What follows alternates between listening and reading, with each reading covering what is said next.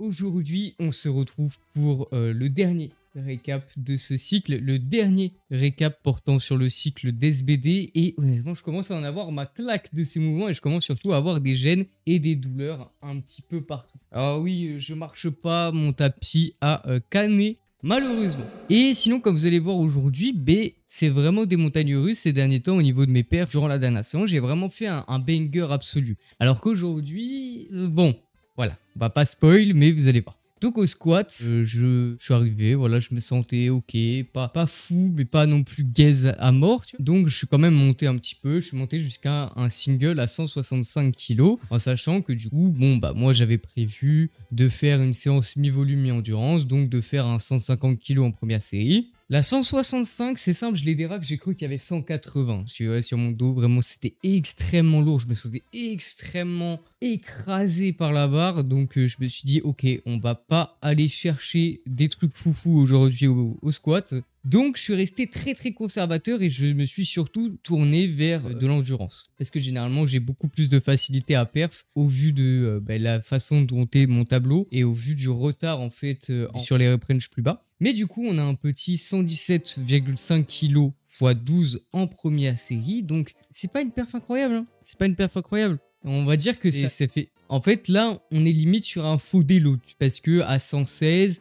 bon, j'avais réussi à avoir 16 reps. Donc 117, normalement, en vrai, j'aurais pu en avoir 16 aussi. Surtout au vu du gain de force que j'ai eu sur les hauts rep range. Mais écoutez, voilà, il s'est passé ça. Je me sentais pas fou, tu vois. Bon, après, en vrai, j'aurais pu en compter plus. J'aurais pu me faire des ghost reps. J'aurais pu appliquer le multiplier sur cette série. Mais je crois pas l'avoir fait. Pour la simple et bonne raison que je me sentais vraiment pas terrible. Donc voilà, je préfère rester conservateur. Et en deuxième série, j'ai mis 72,5 kg et j'ai fait 30 répétitions. Donc pareil, c'est rien de très très fou. Le squat, c'était pas du tout, mais alors pas du tout ma journée. C'était aussi le cas du bench du coup. Puisque sur le bench, donc pareil, je voulais faire une séance mi-endurance, mi-volume. Et en première série, je voulais faire un petit 105 kg. Et donc j'aurais peut-être fait 5-6 reps quoi. Ce qui me dérange pas tellement sur du bench, étant donné que bon, c'est pas un mouvement qui est très très énergivore. Je sais que j'encaissais 2 bench lourds dans ma semaine, tu vois.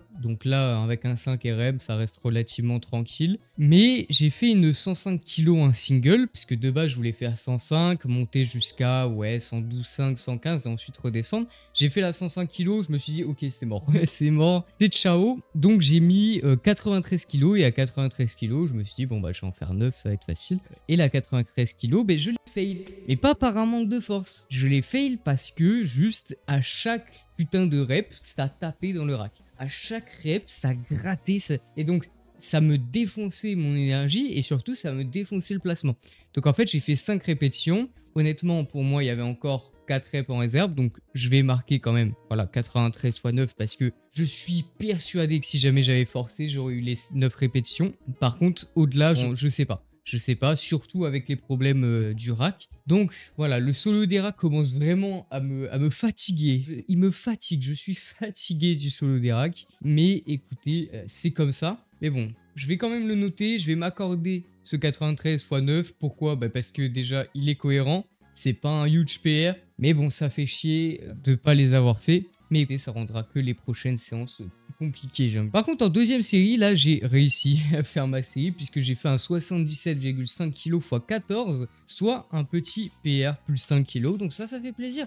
Puisque du coup, pareil, je suis en faux déload aussi sur cette série. Donc là, pour le coup, c'est plutôt cool. Et bon, si j'arrive à PR sur cette série-là, évidemment que la 93, j'aurais pu la passer. Les rep range plus bas, bon, c'est un peu goofy. J'aurais pas été tenté le 100, le 105, tu vois. Pas aujourd'hui, même si je pense que j'en ai les capacités. Mais du coup, comme je vous ai dit, je faisais une séance mi-volume, mi-endurance. Et donc, j'ai fini par du touch and go avec 2 élastiques. Du coup, un élastique orange et un élastique jaune. Et donc, j'ai fait 2 séries. En fait, sur cette variante, une série avec 40 kg où j'ai fait 21 répétitions, donc là c'est une prise de données, et une série avec 22,5 kg où j'ai fait 55 répétitions, donc bien loin quand même du 21. Comme d'hab, c'est un PR, donc au final on s'en fout que ça soit un gros ou un petit PR.